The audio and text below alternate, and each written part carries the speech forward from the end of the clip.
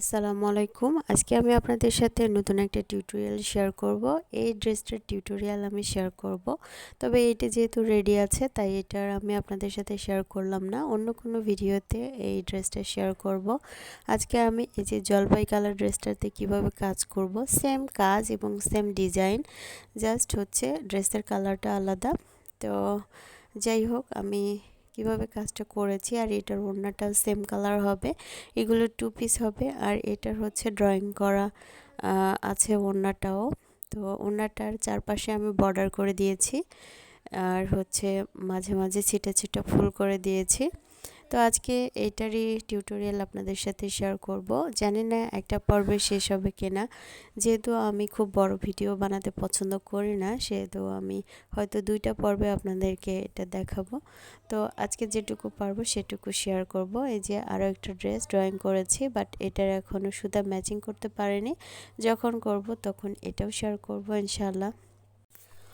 তো এটা আমি প্রথমে ফ্রেমে আটকে নিলাম, আর ফ্রেমে আটকানো খুব ইম্পর্ট্যান্ট একটা ব্যাপার। আসলে ফ্রেমটা কিন্তু খুব লুজ করা যাবে না, আবার খুব বেশি টাইট করেও এটা আটকানো যাবে না, তাহলে কাপড়টা নষ্ট হয়ে যেতে পারে, আবার হচ্ছে আপনার সেলাইটাও লুজ হতে পারে। তো এটার একটা পারফেক্ট একটা ফিটনেস আছে, যেটা দেখে বা বুঝে আসলে করতে হবে। তো সেলাই করতে করতেই আপনার এক্সপিরিয়েন্স অটোমেটিক্যালি হয়ে যাবে। তো যাই হোক, আমারটা দেখে আপনারা ফলো করতে পারেন আমি কিভাবে অ্যাডজাস্ট করে নিয়েছি। তারপরে আমি এখানে 2 কালার সুতা দিয়ে কাজ করব, একটা হচ্ছে হোয়াইট আর একটা হচ্ছে পার্পল। তো হোয়াইট কালার 2 তার সুতা নিয়ে আমি এখন সেলাইটা করব। তো প্রথমে যে বর্ডারটা আছে গলার, সেটা করে দেখাচ্ছি। এটা হচ্ছে লাকনো স্টিচ বলে, অনেকে এটাকে শ্যাডো স্টিচ বলে। মূলত এটা শ্যাডো স্টিচ নামে পরিচিত। তো যাই হোক, অনেকে আবার ক্রস বলে। তো সেই স্টিচটা দিয়েই আমি হচ্ছে বর্ডারটা করব। আর ডলার বসানো তো অবশ্যই দেখাবো। তো আমি এখানে ভুল করে সাদা সুতা দিয়ে আপনাদের সাথে ডলারটা শেয়ার করতে গিয়েছিলাম, তো পরে মনে হলো যে না, এটা তো আমি গলার বর্ডার করে দেখাবো, সেজন্য আবার বর্ডারটা দিয়েই শুরু করলাম।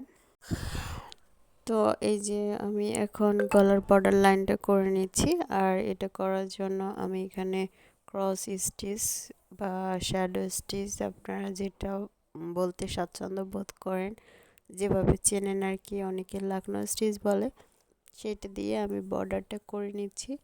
এটা আমি অনেক ভিডিওতেই আপনাদের সাথে শেয়ার করেছি। তো যাই হোক, তারপরেও আর কি A to Z দেখানোর জন্য আপনাদের সাথে শেয়ার করছি, কারণ অনেকে হয়তো নতুন ভিডিও দেখবেন, তারা বুঝতে পারবেন না, তাদের জন্য।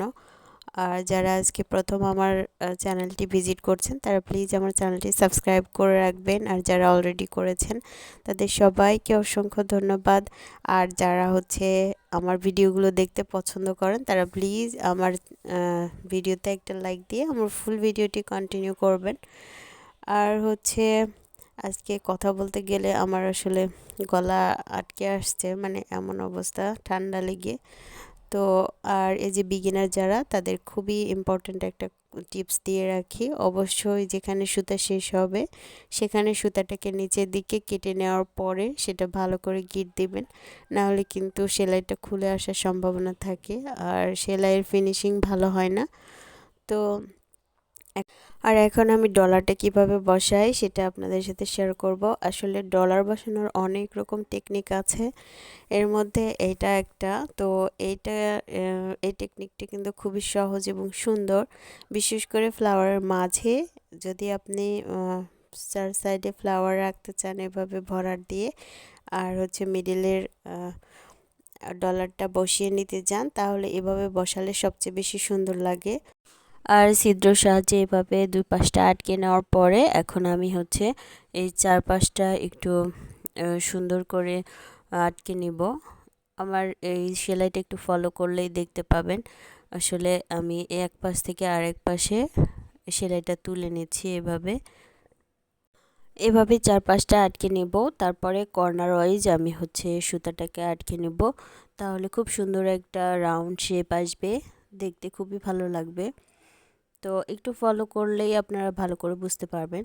আসলে সব কিছু বলে বোঝানো সম্ভব না, একটু দেখলেই বুঝতে পারবেন কতটা সহজ আর সুন্দর একটা জিনিস।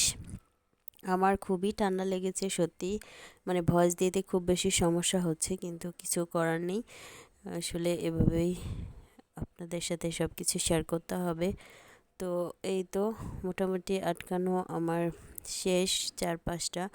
এখন আবার আমি কর্নার ওয়াইজ আটকে নিচ্ছি। দেখেন আমি এই যে মিডিল থেকে তুলছি এবং ওই কর্নারটা এভাবে আটকে নিচ্ছি।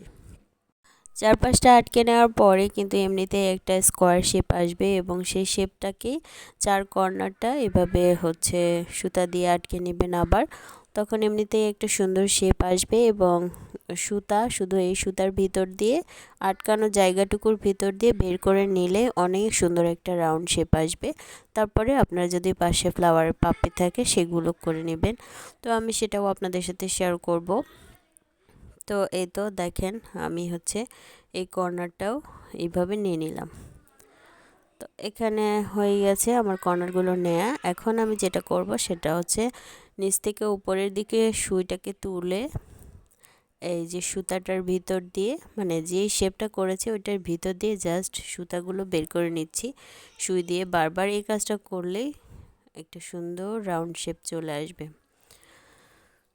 তো একইভাবে মূলত সবগুলো ডলারের কাজ করতে হবে, তাই আমি আর বাকিগুলো দেখালাম না, কারণ একটা দেখলেই আপনারা বুঝতে পারবেন।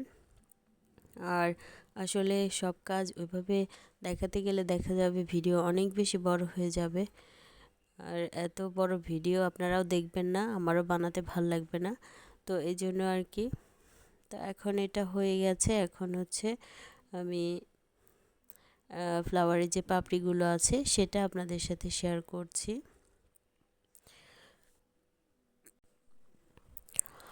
এই তো হয়ে গেল। এখন আমি পাপড়িগুলো দেখাচ্ছি। এটা খুবই সহজ, এটাও আমি এর আগে অনেক ভিডিওতেই আপনাদের সাথে শেয়ার করেছি। এই যে ভরাট জাস্ট এই পাশ থেকে ও পাশে তুলে নিলেই হয়ে যাবে। তো আমি এখানে 3টা করে দিচ্ছি, মানে 3বার হচ্ছে তুলে নিলে একটা পাপড়ি তৈরি হবে খুব সুন্দর। তো ওই যে আগে বললাম যে ফ্রেমটাকে ভালো করে যদি আপনারা অ্যাটাচ করতে পারেন এবং এটা খুব বেশি লুজ না টাইটও না, এভাবে সেলাই করতে পারেন তাহলে সেলাই অনেক সুন্দর হবে। তো এভাবেই মূলত আমি সেলাইটা করব। তো আজকে হয়তো আমি পুরো ড্রেসের সেলাইটা আপনাদের সাথে শেয়ার করতে পারলাম না, তবে গলার এইটুকু কাজ শেয়ার করলাম। ইনশাল্লাহ নেক্সট ভিডিওতে বাকি কাজটুকু আপনাদের সাথে শেয়ার করব। তো আমার ভিডিওগুলো ভালো লাগলে অবশ্যই একটা লাইক দিয়ে আমার চ্যানেলটি সাবস্ক্রাইব করে রাখবেন। ভালো থাকবেন সবাই, আল্লাহ হাফিজ।